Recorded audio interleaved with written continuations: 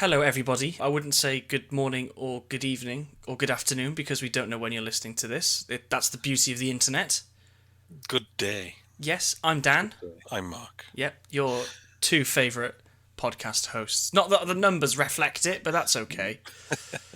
What we're doing, we are drunkenly driving the tractor of chat through the barn of culture. Correct. And, like throwing shit at a wall, some of it will stick. Some of As it we're will through that barn, we grab some stuff. Some of it will make it out of that barn Yep. for us to talk about. And many more tortured analogies are still to come. Normally, we'd kind of do a newsy, roundup-y kind of thing, but generally speaking, things have been a little bit quiet, really. There hasn't been anything major, really. It's almost like there's been other things going on in the world that Can't imagine have what. kind of taken over. I mean, well, one thing I suppose which is semi-relevant at the moment is that a lot of the film studios are pulling releases in Russia, which I understand. Oh, really? Why? What's going on there? What's going on in Russia? I don't know, mate. Read a fucking article. No, I think that's fair. To be honest, I don't blame them. Because it's happening with music as well that nobody's playing in Russia as well. Oh, there've been some tours and things cancelled as well, haven't there? And gigs or whatever the young people call them. Gigs have thank you. been called off. You're the one that listens to the drill. Listen, fam. I cut you, bruv. I cut you. I'll murk you good. But anything newsworthy? No, not really. Doctor Strange ruined that for us. It did, didn't it? Yeah, that was. No, I think on the whole, yes. Studios are pulling releases from Russia. I think really in terms of news and stuff now, we're kind of waiting for the next wave of releases, aren't we? To kind of hit in the summer. There's been a couple of trailers along. There's a trailer for Nope, which is Jordan Peele's next film. I've not seen the trailer for it, but I saw it was coming. It looks interesting. It does. It's one of those good trailers where it kind of gives you plenty of interesting visual stuff, but not really giving anything away in terms of the plot, Sure. which is rare these days. Yeah. At the time of recording today, there's just been a trailer released for Brad Pitt's new film, Bullet Train. Yes. I don't know if you've seen that, but it looks a lot of fun. I saw the stills, and a bit of me went, is this a Hollywood remake of a Asian cinema film? Because it seems to be that kind of vibe. I don't know. Not as far as I'm aware of. It could be, though. But the story seems to be that Brad Pitt is a kind of assassin stroke troubleshooter kind of fixer kind of guy, freelance. His latest job is to get on a bullet train in Japan, and retrieve a briefcase. And once he's on there, he realizes he's not the only person on that train looking for that briefcase. So it's directed by David Leitch, who was the co-director of the first John Wick. I was about to say, this is John Wick on a train. Yeah, essentially. So he was the co-director of the first John Wick, but he's also the director of Deadpool 2. Oh. So the trailer looks like it's lots of fun, so there's some nice humour in there. And I think he also directed Atomic Blonde, the Charlize Theron one. Mm-hmm. So plenty of close quarter action, bit of humour, bit of comedy. It looks fun. It does look fun. Cool. But that's about it, really. It's fair. Uncharted has come out and been quite successful. Moonfall has come out. Well, sorry, I gotta just pretense that it is now successful. When it first came out, it was a bit. I don't think it hit the mark, but we've got numbers. Worldwide, $227 million at the moment. That's not bad. No. It's like you always say, when you bring into the count of physical media, then afterwards, it's probably going to do okay. Now, I've not seen it. I have also not played any of the games, but I'm a bit done with Tom Holland for the time being. So I'm going to give it some time. Yeah, no, that's fair. That's fair. And the other kind of big one that came out was Moonfall, which, from the trailers and the kind of hype, looked like it was going to be really good fun. From the people who brought you Independence Day 2012, Day After Tomorrow kind of thing, and it was a massive flop. Which, I mean, I've not seen it, but to me, it sounded much like Spider-Man No Way Home. It sounded like the kind of thing that audiences would flock to in terms of its undemanding, cheesy, over-the-top escapism. Okay. And I thought personally, in terms of its timing, just as obviously things are starting to open up again and so on, Fallen on its ass. yeah, and I expected it to be much bigger. Perhaps it was just that Spider-Man is still doing so well, or Yeah. it was when Moonfall came out, rather, because we're a couple of weeks away now. But we digress. We digress. We were going to look at and do a bit of review on the new Texas Chainsaw that came to Netflix, and we've now both seen Scream 2022, but we're going to do that in another one, because we've got a better idea, quite frankly. I say we, Mark, and I'm going to go along with it because I'm his lackey. But first off, to just ease you into this episode, we are going to take... I don't know why it's stupid that we're going to do this, but because we stupidly opened the floor to the Sussex Symphony Orchestra to have a spat via our email inbox, we've got a few more listener emails, and because we asked for it, we have an obligation to read them. Yeah. So you may remember, oh, Jesus Christ, Trevor was having a bit of a spat. Well, wasn't he the one who first complained that we were called Culture Trumpet, but didn't actually mention trumpets at all? That was Trevor. That was Trevor, yeah. I think. Or was that Barry? They'll all these trumpets. That was Barry, twats, wasn't it? It was Barry. The first one was Barry. Right. And he came in complaining that we were the Culture Trumpet podcast and we didn't once mention trumpets. Clearly there a bit of a misunderstanding, perhaps. Yes, and then Trevor wrote back in retort to Barry. And it turns out Trevor hates trumpets, so he's quite glad. But the twist there, it seems that the reason he hates trumpets is because Barry took his place. That's right. The bitter musicians. And I think now, as you say, we've kind of... We've ended up now being a channel for this recrimination that's going on between them, because, as you say, it hasn't stopped. There have been more emails. So, because of the nice people that we are, we will do this one time. One last time. But listen, if we read out your message, or you're part of the Sussex Symphony Orchestra, or Barry and Trevor, just tell them to knock it off. Yeah, because it's not worth our time anymore, right? It's got to stop. Thank you very much. Thank you, Mark. Thank you. Okay. Right. Okay. Let's see how heated this one gets. Hey, Mark and Dan.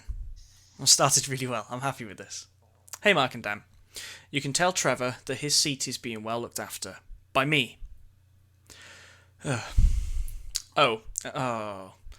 Come on, Barry. Oh, his kids say hello too. They also tell me they miss their daddy. Oh, this is tragic. They have a birthday list for him, though, if he could provide the solicitors with a forwarding address. It's been over a year. Move on, Trevor.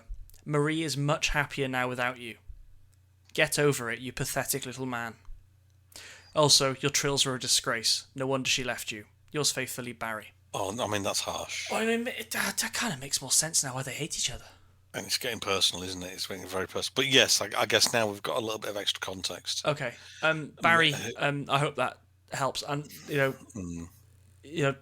get Trevor's kids to get in touch. We'll send them out a Culture Trumpet pencil or something. Yeah. I don't know or care, to be fair, but okay. And Marie, I guess if she's happier, then fair enough. Crack on. Fair enough.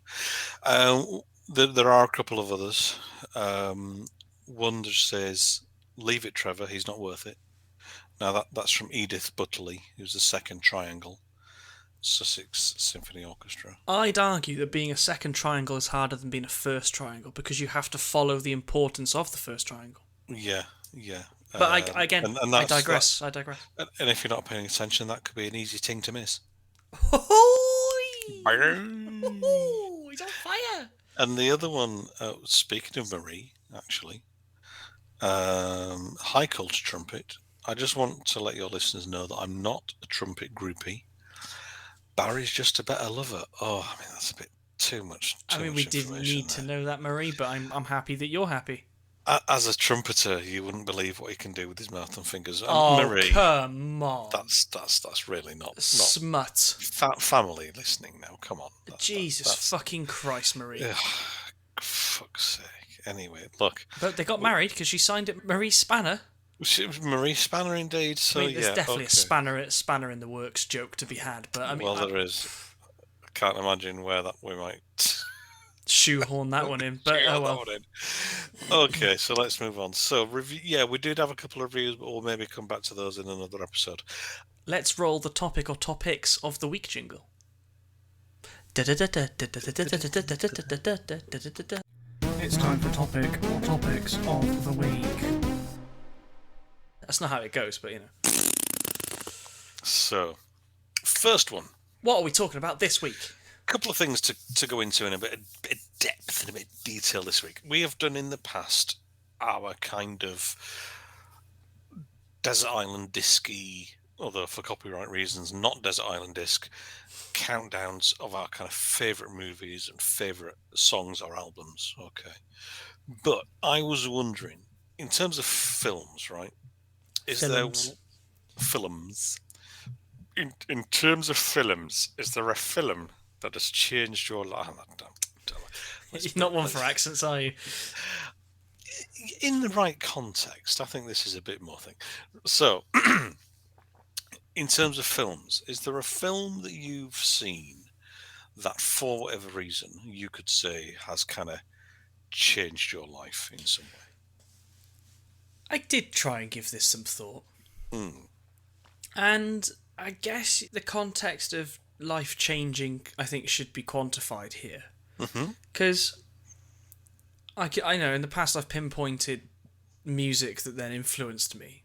Changed your life, I think, is quite a broad statement. But yeah, and I guess to be fair, that's the definition of life changing is I guess is quite personal as well, isn't it? So sure, what you consider life changing, or well, how it might be. So obviously, as a kid, you're sort of brought up with animated stuff. I mean, let's face it, Disney, right? And that's all you're really exposed to, I think, as a kid, is animated, flashy colours, and, you know. So I suppose the first sort of, like, not even grown-up film, but first film that I remember watching that wasn't animated or properly for kids was Back to the Future. And as, you know, and listeners will probably know if they've stuck around, is that is genuinely one of my, well, it probably is my favourite trilogy of all time. And there's still that feeling of childish innocence that I get when I still watch it, and it puts me straight back to being a kid, watching it on VHS. And yeah, every time I watch it now, I think, bloody hell, there's a lot more swearing in this than I remember. Yeah. Unless you watch it on, ITV over Christmas and they bleep out all the good bits. Or they don't even put the Libyan scene in it. They don't call him bastards, and it really loses something. But I reckon, Back to the Future, because that then introduced me into a lot more other, real films, I suppose. So in terms of, did it kind of get you more into kind of comedy or sci-fi, or looking at the kind of the people who made the film, kind of obviously Spielberg back was then a producer. I didn't realise who they were. But as I've got older, obviously Spielberg, Zemeckis, and then it opened me up to Forrest Gump, and I think around the same sort of time I was introduced to the first Jurassic Park. Oh yeah. And I remember being in. Do you have a Macro in your neck of the woods? Yes. Right. Are they still around? Yeah, there's one nearish here, and yeah. I mean it's no Costco. Other wholesale brands are available. I mean, who else is Costco? I mean, there's no comparison. No. Anyway, and I remember I'd be shopping there with my parents, and my mum came over with this VHS of Jurassic Park, and she went, "It's dinosaurs. You like dinosaurs?" I was like, "Yeah, probably." As a whatever age kid I was, and then watched it, and it was just like, oh my god, this is incredible. Those are dinosaurs. Get a baby dinosaur. And maybe there as well. I mean, and then that opened me up into Spielberg, and that he is probably one of my favorite directors. Yeah. Okay. No, that's cool. So I think you're right in terms of. I think it's probably one of my favourite trilogies as well. And we've talked about this before, haven't we? I just think it especially as it was never intended to be a trilogy. The first film it ends on a bit of a cliffhanger, but there was never any intention of then doing a sequel. What they then managed to do over the following two films and wrap it all up, and especially in the second one, which I think is one of the best sequels ever made, the way they They go back into the first film, Go which back into the first at the one. time was unheard of. Oh, just incredible. The But, kind of the intricacy of it. but right, so hear me out. Mm. Imagine, maybe 6 or 7 year old Dan watching this film as a kid. Mm-hmm. That was amazing. That was so good. And then your grandparents say, "There's two more." What? There's another two Back to the Future films? Yeah. What? That couldn't have happened with Jurassic Park at the time because they hadn't released The Lost World. But Yeah. and then it was, what do you mean? There's two other Back to the Future films? And one of the other things it did, or the sequels did, which I think hadn't been done before, was filming them back to back. Well, yeah, 2 and 3 was filmed back to back, certainly. But wasn't that a lot down to Michael J. Fox was then shit hot. I think there was availability for everyone, really, yeah, because they knew that if they took a break, it could then be quite some time before everyone was then available to carry on and do the last one. But since then, obviously, then Peter Jackson did it with the Lord of the Rings films. Obviously, Marvel did it with Infinity War and Endgame, and it's become a sort of staple, not a staple, but the thing to do now if you're doing multi-film, multi-character films. Yeah. That was not a very interesting anecdote on my part. I do apologise. That's all right. But no, it's no, that's a good call. That good call. I've got another one that changed my life as an older person. So I want you to go first. Yeah. Oh, okay. I want you to go next. Sorry. All right. So mine then is Tim Burton's Batman film. It's a good Batman. The best Batman. And I had kind of obviously watched films before then, right? But there'd just been, oh, this is a good film. I even watched stuff like Back to the Future. These are good films, and whatever else I might have watched. But I think that was the first film where it kind of dawned on me what all those credits at the beginning or end of a film actually mean in terms of things like production designer, costume designer, cinematography, because this film, the whole world was kind of created from the ground up, and obviously other ones had been before then, but this was the first one I was kind of aware of where Gotham City wasn't a city anywhere. It had been built on a backlot in London, of all places, right? Television's London. Yeah. So all of a sudden you've got, these credits are coming up and production designer. Well, what does a production designer do? Oh, that's what they do. Costume designer. And then you kind of, and obviously Tim Burton as the director was visually an interesting looking fella, right? It certainly looked a lot more interesting than a lot of other directors that you may see pictures of and in interviews. And it just made me kind of all of a sudden understand and appreciate what all these people actually do on a film. And it kind of completely changed the way I looked at films, because all of a sudden now I realise somebody designed those sets, or or the Batmobile or the costumes. They're not just magicked out of thin air or whatever I thought happened previously. And there's a cinematographer that controls how the film looks. There are the model makers, and then all these names like Anton Furst, Derek Meddings, who did the model work, Bob Ringwood, who did the costumes, and you'd see their names then on other films. But there'd be these links, and all of a sudden, and then it was just like this.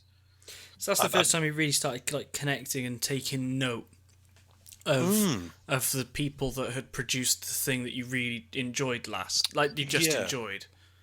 That's it. So all of a sudden it'd be like, oh, now, because that led to Tim Burton being my first favorite director. Cool. Right, and it'd be like, oh, a new Tim Burton film is coming. I'm going to watch that new Tim Burton film. Or I'd see another film and it'd be like costumes by Bob Ringwood, and it'd be like, oh, he did the Batman stuff. He did, Alien 3. He did whatever. The production designer, cinematographer, and you see these names crop up again and again, and you realise it's not just. There might be a star director like Spielberg, right? But You know, you look at like Jurassic Park. All right, Dean Cundey was the cinematographer of Jurassic Park. He also did John Carpenter's early films. Mm. Halloween, The Thing. I think he did Escape from New York. You know, so all of a Yeah. sudden, these names have a history and kind of their own. And then they start cropping up in other places that That's it. have become coincidentally maybe your favourite thing, and Yeah. that's interesting. And I'd never kind of had that realization before. And then obviously since then you then go, oh, this director did this film and then that film, and then you kind of, that's when you have your kind of top 5 favorite directors. But it all really kind of came from that, where I realized that there were all these separate jobs on a film that everyone kind of did and contributed towards. Yeah, and that just turned me into an absolute film wanker, basically. Well, I was just going to call you a wanker. I'm glad you put film in front of it. But that sort of realization comes with age, obviously, because when you're kids, you don't take notice of that. But sort of teenage-ish, I remember properly starting getting into films, and as I've mentioned in the past, so a lot of my friends are a little bit older than me, because I'm quite young in where I am in the academic year kind of thing, and my friends had older brothers, so naturally you got influenced by them, and I remember being shown films that I just was way too young to have watched at the time. Yeah. And one of them, I think I mentioned it in a few episodes ago, Final Destination 2, and where the lady gets decapitated in the lift. That stuck with me for years. But what it also then introduced me to was this morbid curiosity of slasher films. And yes, I was horrified at what I'd seen, but then I was like, have you got any other recommendations that are a bit bloody? And then, it was like, well, Nightmare on Elm Street's pretty bloody. I was like, I don't want to go that scary. And I can't remember what I watched back then, but, then I started looking at this Splatfest that... Mainstream Splatfest, though. Nothing that was too... like I've only just watched Peter Jackson's... what's the bloody film? Brain Dead. Oh, yeah. I've only just seen that in the last year and a half, 2 years, and Christ alive, if you want Splatterfest, that's the one to go to. It's hilarious. It's brilliant, isn't it? It's brilliant. Take away how obscenely disgusting it is. It's a fun watch, because it's batshit, and then I remember watching the whole film saying to my wife, going, Lord of the Rings! It's brilliant. It's Lord of the Rings, this! Now, again, when that came out, I think it was 92, 93, right? Obviously, in it was only his third film. He did. Is it Bad Brains? Bad Taste. Bad Taste. Then Meet the Feebles, which was his Muppet film. Yeah, and then this. So I was aware of him through Bad Taste and Meet the Feebles already, because those were the kind of films I watched when I was at school. Right. It comes back to the Christ, what do they call the era? The Video Nasties. Yeah, thank you. Yeah. I'm gonna repeat that so I sound intelligent. Go for it. It comes back to the era of what do they call it? The Video Nasty. No, you can keep the other bit in. I'm gonna keep all of that in. I want to sound clever. Yeah, because I'd grown up through the Video Nasties thing, I kind of had this curiosity with horror films anyway. Or gore movies and stuff, not from a kind of just because like so many were banned. Yeah, it was like if that's been banned, I want to watch it because I want to see why it's been banned. Right? Well, it's the psychological. You don't touch that; it's hot. Well, I'm gonna bloody touch it now.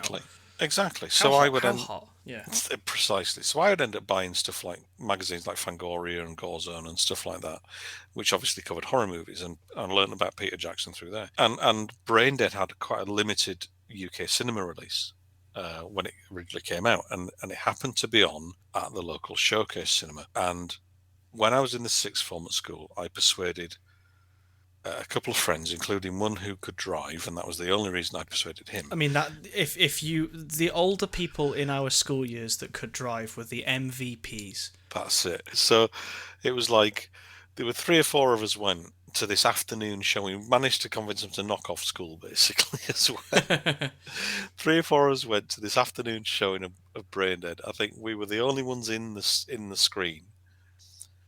I laughed so hard I almost shit. It was just from beginning to end. It was like you're partly watching through your fingers because, oh my God, I can't believe they've just done that. But just so funny and It's brilliant. so over the top. And out of the four of us, I was the only one laughing. The rest of them looked at me like I was a psychopath. And we came out and I was like, that was brilliant. That was so funny. And they were like, you are fucked up. You're wrong in the head. But no, okay, yeah, the kind of horror movies and stuff. I guess an honourable mention for me would be, and in fact, it's one I saw before Batman, Robocop. Oh, what a film. Now, that came out in 1987 when I was 12. And I watched it when I was 12 on a pirate tape. But again, it was like I didn't have quite the kind of reaction in terms of who are all these people who made this film. But in terms of the humour, I got the humour in it. There is that turning point, isn't there, of growing up where you're too young to legally watch this film, but you get it. You understand the point of it. Yeah, the satire and the the fake adverts and stuff. Were just brilliant. You can get them before they get you, and all that kind of stuff. And again, I could appreciate the real reason I wanted to watch it was for the suit, right? Because I had the Marvel did the comic book adaptation of the film, which I bought, but in the back was a photograph, a still from the film of Peter Weller in the suit, and it was like, that looks incredible. I've got to watch this film. Again, it was just yes, it was violent and sweary and clearly not for 12-year-olds, but I fucking loved it. Absolutely brilliant. I remember seeing Terminator 3: Rise of the Machines in the cinema. When it came out, so I must have been probably 11 or 12. Okay. Because it being a 12A. And that was the first Terminator film I saw. And then it just got better. Because then, for some reason, I then watched number 2. Oh, right, and because number 1 was still an 18 at the time, I was certainly not allowed to watch that for quite some time. Yeah. But then when I was allowed to watch it, I think I'd done it in the right order. It was okay. But again, we could probably spend an hour talking about films that we weren't supposed to watch, but we watched, and then it influenced our tastes, and Yeah. Back then, after watching Terminator 2: Judgment Day, I didn't give a shit who James Cameron was. I didn't know who he was. Now, I kick myself as an adult. It's crazy. You don't, the films that you watched as a kid or younger, like you said, all these people that have been involved. Star Wars is probably one of the first big sagas that I watched, and the music's fantastic. And then you go, John Williams. Well, where's he popped up? And again, it comes back to your point with Tim Burton and the people that worked on that film. He's worked with Spielberg, Jaws, one of my top 10 films of all time. Jurassic Park, that's also up there. It's just like, it's not life-changing, that, I suppose. It's just anecdotally worth mentioning that I can relate to what you're saying, but I never had that kind of realization when I was a kid. Yeah, it for me, it was like suddenly like, oh, I get it now. I get that there's all this stuff that goes on behind the scenes that. So, was there any film that you watched growing up that put you off a genre then maybe, or didn't change your life for the negative? Don't think so particularly. I've never been a fan of rom-coms. I think you're missing out, mate. But there wasn't any one kind of film that put me off them. I've watched them trying to see if there's a film that could make me like them. Like, I'll give this one a go. Let's see if this changes my mind. So things like Love Actually and Richard Curtis, no. you're not. No, Christ, no. Okay. 4 Weddings and a Funeral. I've watched 4 Weddings and a Funeral. That's also Richard Curtis. Yeah, that's right. And Love Actually, I think I've managed about half an hour of Love Actually. Okay. And they're just not. I think I'm just too cold fucking hearted, to be perfectly honest. Knowing your movie taste, I understand it. I mean, perhaps, and I wouldn't even call it a romantic comedy, but I think the only kind of film that deals with love that I've kind of, enjoyed and has actually elicited a response from me that wasn't pure hatred. An emotional response is what you want to say. Yeah, what I know now why you cry is Eternal Sunshine of the Spotless Mind.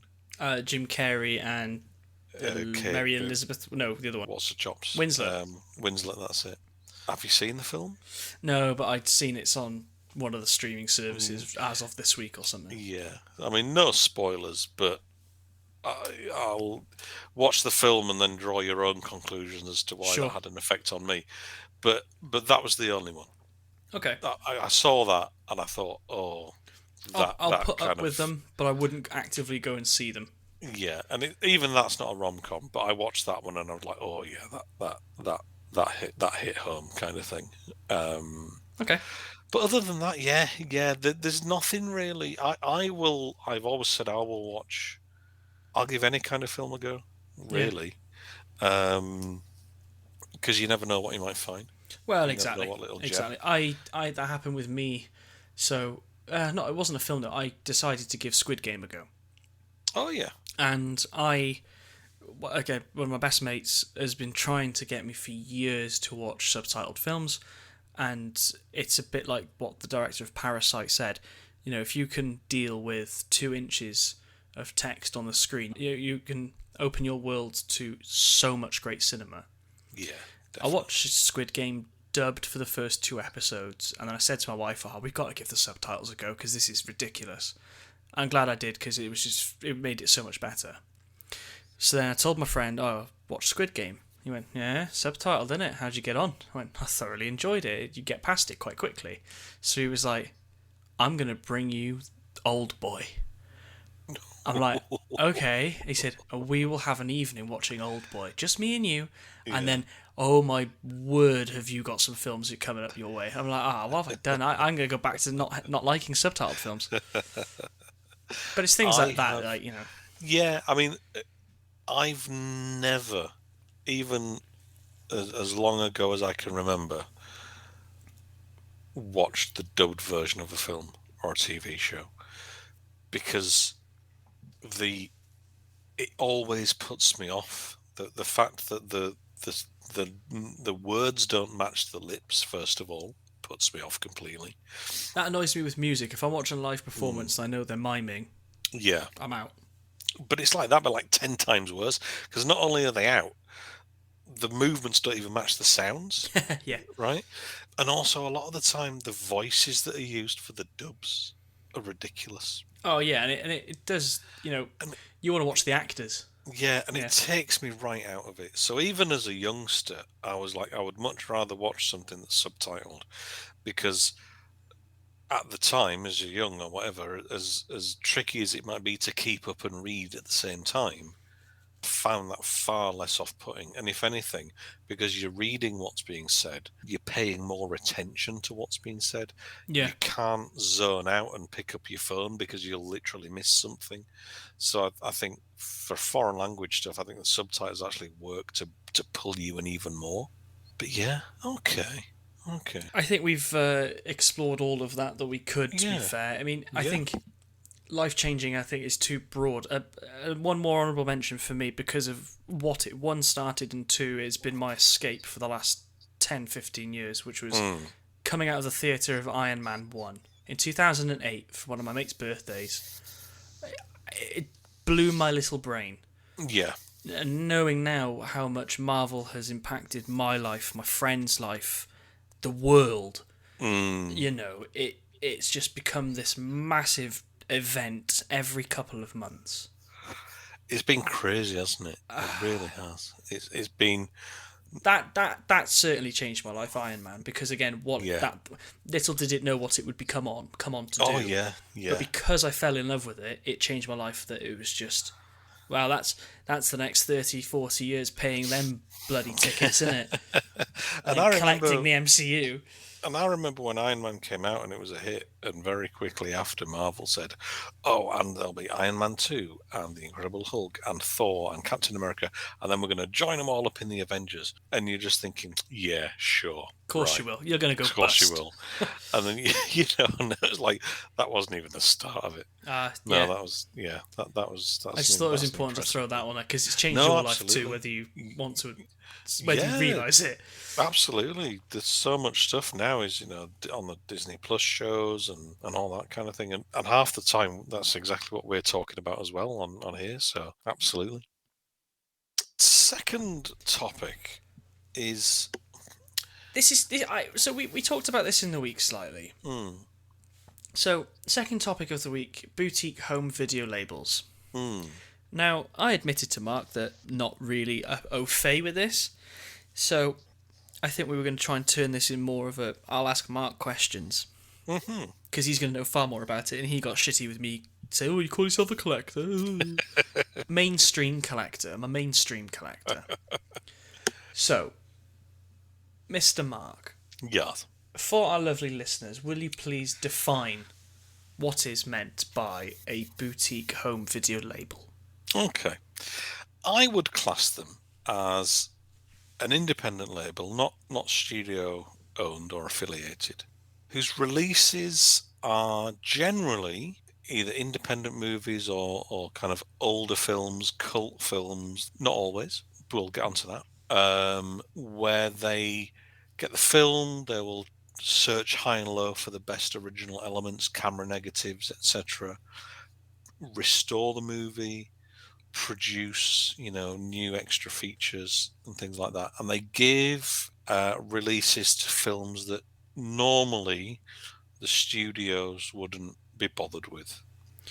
So can I just sort of bring it back a bit more basic than that? So you said the studio, so let's pick Universal Pictures, right? Universal Studios.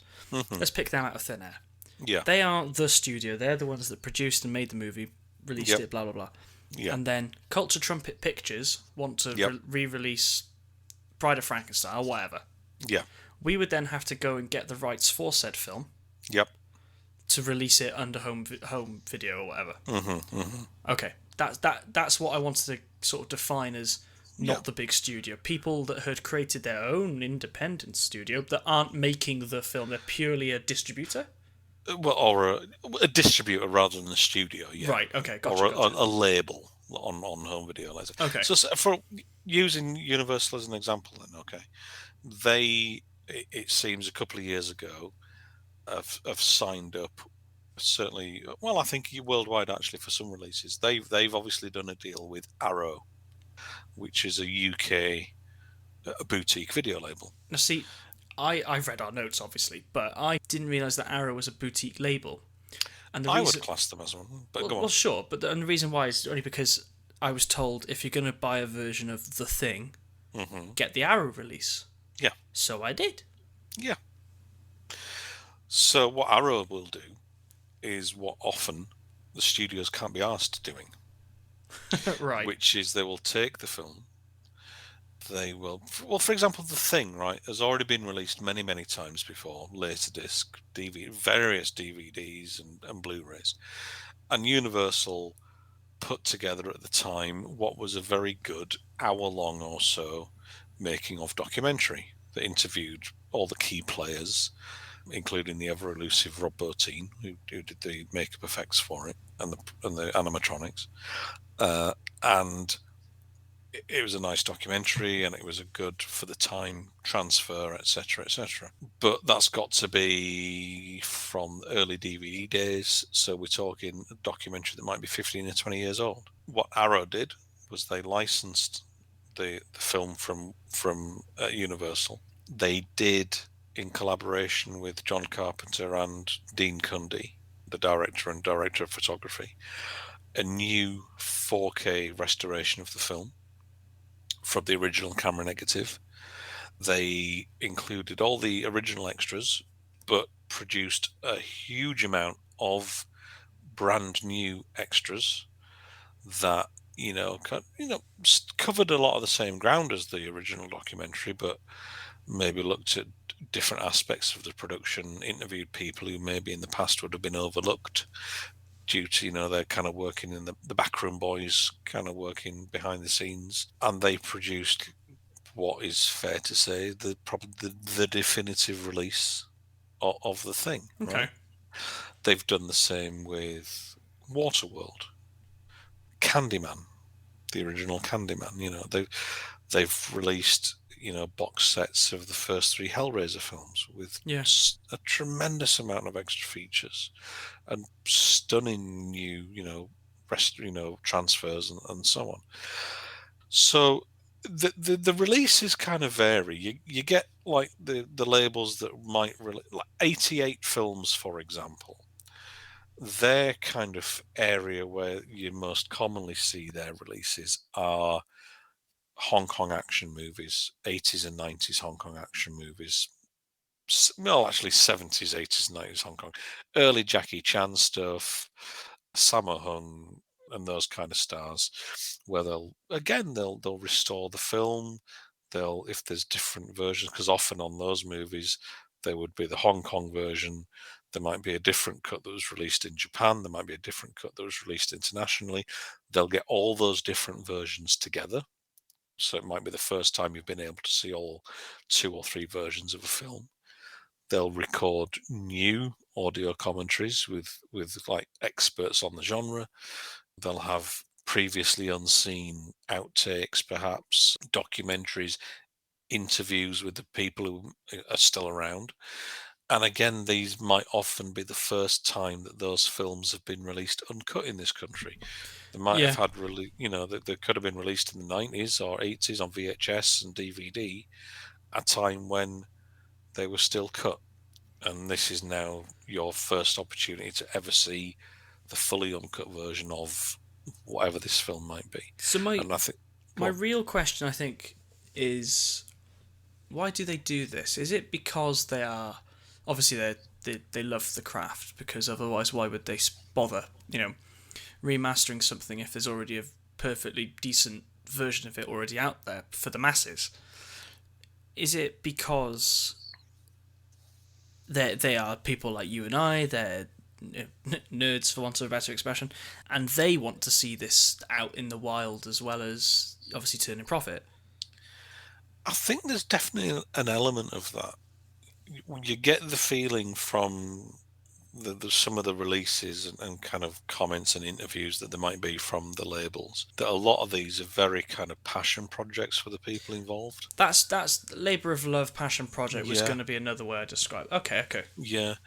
There's a label that launched a couple of years ago, a UK label called Fractured Visions, who they're kind of bringing a lot of the Italian crime dramas to the UK, and you look at that and you think, well, that's not really a high profile genre Yeah, sure. that's ever been popular in this country, but clearly there's some passionate fans out there, and a lot of these releases, to be fair, do carry a premium price, right?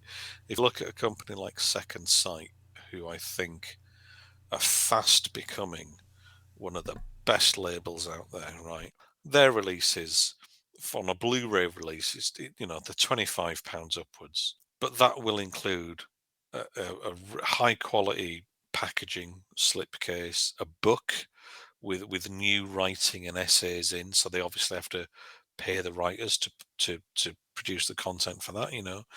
They're not just slapping any old release on. They brought out, I did a review of one the other month. They brought out Session 9, which is a well-known, very highly regarded psychological horror film. Never was a massive hit, but it's one of those that's picked up a big following on home video since it came out. And the transfer, it was an early digitally shot film, so there's only so much they can do in terms of the picture quality, but it looked good, and it had a ton of really good extra features on the disc. And then there must have been at least 3 hours worth of brand new special features. It's like But I'll why? well Like, yeah. because well one on you might say, well, why? Because this film was never that big of a hit, right? But there's people out there that love that film, Yeah, sure.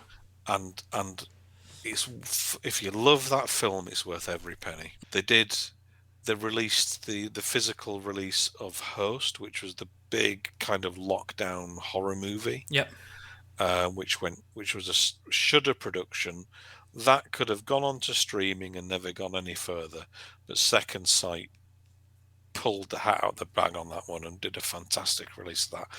They did the Dawn of the Dead release, Yeah, yeah. that I've read about that. 4K, that huge mammoth 4K Dawn of the Dead, which has just set the standard for new special edition releases. It really did. And a lot of it, yeah, it is kind of labor of love, passion project. And a lot of the time, the work that some of these companies are doing is they're almost rescuing the film. That they're preserving it, aren't they? Yeah, yeah. And they're bringing it up to modern scratch and preserving it for the future. I think Yeah, that's awesome. it is. And you know, people might say, well, you know, this cheesy there's what you know this cheesy 70s horror film. It was only shot on 16mm. Why give it a 4K restoration? Because if you don't, that film's going to deteriorate, and the scratches are going to get worse, and the tears are going to get worse, and then no one's going to be able to see it. But I think people like you and I, we are collectors, and I've put myself in this bucket of collector that I'm an archivist, where Yeah. I'll buy stuff, but I won't necessarily rip the cellophane off and wrap and watch it straight away. It will sit on my bookshelf for a while, for a good couple of years. So I've still not seen Halloween Kills for the second time, but this bit me on the arse last year before maybe, just after the first lockdown I think. So it was August 20. I'd bought a vinyl the year before, went to play it, and it was jumping all over the place, and it was a bad produced vinyl, but it was out of its return policy. Again, just a pointless anecdote for you there. But again, I'll buy things, collect it, and it just sit there for some time, you know? Yeah, I do as well. I've got stuff on the shelf that I haven't opened yet, but I think the kind there's a thing now of saying, you know, physical media is dead, right? And we've had, obviously there's Netflix are producing their own stuff, and of rare occasions aside, that's not getting physical releases. No. Disney, obviously their theatrical releases, the Marvel movies, Star Wars, whatever it might be, they get disc releases, but their Disney Plus originals like Mandalorian, Book of Boba Fett, the MCU TV shows, they're not getting physical releases, and there's a risk of it ended up being a self-fulfilling prophecy, right? Physical media isn't dead because people don't want to buy physical media. No, it's because the studios aren't prepared to produce it. Yes, and they're also not prepared to produce good quality extra features. I think the heyday for that was the DVD era, Oh, I completely agree with you. where you could pick up. You look at something like Blade 2, right, which came out, and there was the special edition of that, and a huge big documentary on, like, again, Guillermo del Toro, the Hellboy movies, big documentaries on there. The Blu-ray versions don't have those. So you need to hang on to your DVD if you want the 2-hour documentary, right? And it's been getting kind of gradual. Obviously, there have been exceptions, right? But generally speaking, the amount and quality of bonus features that have been included on Blu-ray and 4K discs is kind of dropping. Yeah, you get the special edition, you get the Ghostbusters box set that's got the unseen rough cut version of the Yeah. first film, or the TV version of Ghostbusters 2, and blah blah blah. That's cool, but that's a box set that cost £100, right? The standard releases, that those kind of extra features are starting to go. I'm glad you brought that up, because I think I mentioned this in one of the episodes about Final Destination 3. Now, I'm a big Final Destination fan. I think they're brilliant. I can't wait to see what the reboot is going to be like, because it's coming. The writer, is it David Gordon Green? Well, no, John Watts, I think, is writing it, isn't he? I think so, yeah. Anyway, I digress. Word of the episode, digress. Looking here, I remember I've still got the box set downstairs. On Final Destination 3, the DVD release, it had a special feature, audio commentary, fair enough. Deleted scene, yeah, fair enough. 3 documentaries, the trailer and an animated video. Now, looking at the article here, the first documentary, Dead Teenager Movie, examines the history of slasher films. Why does that need to be on Final Destination 3? Who cares? The second one, Kill Shot, the making of Final Destination 3. Now that was incredible because it showed you all the practical effects. And then finally, a 7-minute animated film, It's All Around You. It explains the various ways people can die. There's no point in it, but I remember the Dead Teenager Movie documentary, and that is probably what opened me up to more slasher films, because it goes into the boogeyman and Halloween and all that nonsense. But I'm so annoyed they don't do hour-long making ofs anymore. They're all 7-minute featurettes that you see a couple of stunts and then you see, the actor saying how cool it was. It's not as good as it used to be. It isn't. And as I say, there are exceptions, right? And I think they are mainly director-driven exceptions, where it's a director of a certain standing who can kind of influence a little bit more what goes on the discs. But yeah, unless you're talking about a big box set loaded with extras that's been specially produced, the stuff that the studios are often putting out now just doesn't have that. Whereas, as I say, you look at like Arrow, Second Sight, 88 Films. In America, you've got Shout, Stroke, Scream Factory. They'll put that effort in. If you looking at Shout, they did the Friday the 13th box set with all the Friday the 13th movies. That involved dealing with multiple studios and rights holders because different companies had produced and released different films in the series. So to get them all together in one box set, logistically and contractually, must have been tricky. They then produced all the extra features. There was then, again, hour-long documentaries and all this kind of thing about the history of slashers and the series as a whole and all that kind of thing. But the film studio would have never released that. Universal would never have bothered to go and do a whole new series of documentaries for the 1984 version of June. Right, Which was panned and was a huge flop, and the director doesn't even talk about it anymore, right? But Arrow basically said, give it to us, let us do it. They went off and then got Ballyhoo, who are kind of one of the modern kind of leading extras producers, to go off, around the world and interview people and put together a great set of documentaries on this film that is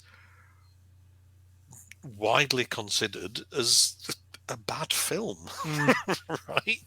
But look at what they did.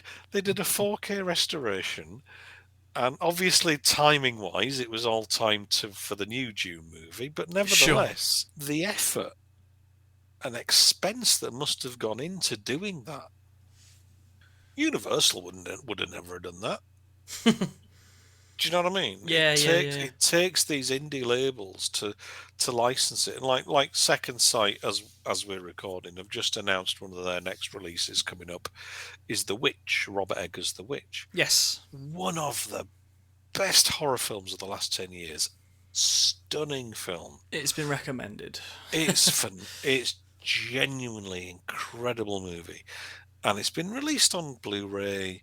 And it, again, as going back to what you said, it's had those 10-minute, 15-minute interview things that doesn't really tell you anything. No. But Second Sight of putting together, loads of new interviews, new documentaries. The there's going to be a book in there with 2 or 3 essays. They've commissioned new artwork for it. Yes, there's a premium on the price. But again, if you're a collector, you'll stimp it up. And I think, I think there has to be, if you want physical discs to keep going, you've got to put your money where your mouth is and support these companies. I completely agree. And yeah, it's 25 quid instead of 15 quid. It's 30 quid. It's 40 quid. Sometimes more. The Dawn of the Dead box set was like 80 quid or whatever. But look at what they've done. I'm glad you said that about pricing, because as I said, I don't collect these boutique releases as much as yourself or other people that we know. But the one that irks me, and it's a major studio that does it, is that MCU steelbooks are now $32.99 in the UK, whereas other releases are still like, okay, it's a difference of £4, but back in the day they were £20.25. Yeah, and the amount they've shot up, and what do you get in there? One disc. Sorry, you get a Blu-ray, you get the 4K, and that's your lot. I think there's 2 things there. You're right, the price has shot up. One is that they are now 4K, whereas back when we started collecting steelbooks, they were Blu-ray. Well, right? my first steelbook was Cloverfield, and that was a DVD. Sure. Right, but yeah, so, the point being, yes, they're now far more better quality. But I'm not saying that as an excuse. I'm not saying the extra price is worth the extra quality. I'm just saying now they're 4K rather than Blu-ray or DVD, right? So any excuse to bump the price up, the studios will take it. Also, what we talk about here is Disney, right? And it's not just Marvel. It was my fault. But it's the Marvel movies, it's Disney branded movies, it's Star Wars movies. All of their steelbooks are $32.99, and it's fucking Disney. You look at the other labels, and they're $29.99. Well, Sony, No Way Home is getting its release in the next month or so, and it's $29.99. And my brain went, hang on, what? Oh, is it Sony? Exactly. There are definitely some studios that, I mean, I get it, and I see the complaints, but in the same breath, people are still saying they've ordered it. I know, that's the problem. They can't believe, just pre-ordered this. Can't believe the price. Don't fucking pre-order it then. We've talked about this before, haven't we? It's your money. Yeah, it's like, tell you what, Disney are going to be fine. Disney are going to be fine, right? If you're willing to spend $32.99 on a 4K steelbook when it's going to be on Disney Plus, a week before, right? Take that $32.99, buy something from Arrow, or go on the Masters of Cinema website and see if they've got any sales on. Buy something from them. Masters of Cinema are releasing the 100th anniversary edition of Nosferatu. That's pretty cool. Spend your money on that, because that's a film that physically is going to cease to exist soon. And the work that companies like that do, and the BFI and Arrow and all of these related companies, they are preserving these films. And it might not be a film that you want to watch, but there's going to be hundreds and thousands of people out there that will. And it's important. I know this sounds cheesy as fuck, right? But it's important. What these companies do for some of these films is vitally important, because if they don't do it, the studios certainly won't do. I agree with you on that. I mean, you look at the people who are in the film world do it because they love it, right? That is their blood. That is their passion. Everyone's got a passionate hobby, of course. But the money that has to go into producing and making these movies, and the time spent on these things. Imagine if you had spent, some films have been passion projects for like a decade for some people. Imagine spending 10 years working on a piece of work for, a good part of your life, and then for, I don't know, 50, 60 years down the line, that's it. It's poof from existence. Yeah. I'd be annoyed. Yeah. But There's going to be some films that are always going to be fine, right? The Godfather's 50 years old this year. It's had a complete top to bottom 4K restoration. Godfather's going to be fine. Apocalypse Now is going to be fine. The Marvel movies are going to be fine. All the Disney stuff is going to be fine. Yeah, they're always going to be on a hard drive somewhere. Then they'll never go away. They'll never deteriorate. You'll always be able to get them. But what these companies are doing, what these indie companies are doing, they are obviously they release stuff like Arrow have done The Thing and Waterworld and stuff that's guaranteed to be a big seller, but they're taking the money they make from those high-profile releases and putting that money into stuff that maybe isn't going to sell 100,000 copies. It might only sell a couple of thousand copies, but the profit from the big seller is funding that work on a film that otherwise might never get touched. And I think if you don't like the prices that Disney are charging, if you think go spend it elsewhere, maybe for something a bit more better. Yeah, go to one of the indies and show them your support, because physical media is going to be around. It's not going to get replaced. It's not going anywhere right now. No, and there are companies out there who are really fucking working hard to keep these films in good condition and viewable. And like I said, you've got companies like Ballyhoo and Red Shirt Films who make the documentaries. So it's not just the restoration, it's all the supplementary material around it. Yeah. They go around the world tracking people down to interview them and pulling all the archival stuff. And it's stuff that the big studios, with exceptions, it's stuff that the big studios don't do. So I think if you like films, support these companies. I agree. It's worth spending the extra. I'm certainly going to start looking into it more. Yeah, buy one of these releases that's 40 quid, rather than a couple of others. That you'll be able to pick up for a tenner in 6 months' time. Sure. Do you know what I mean? It's yeah. That film ain't going anywhere. You'll be able to get Fast and the Furious 12, forever, right?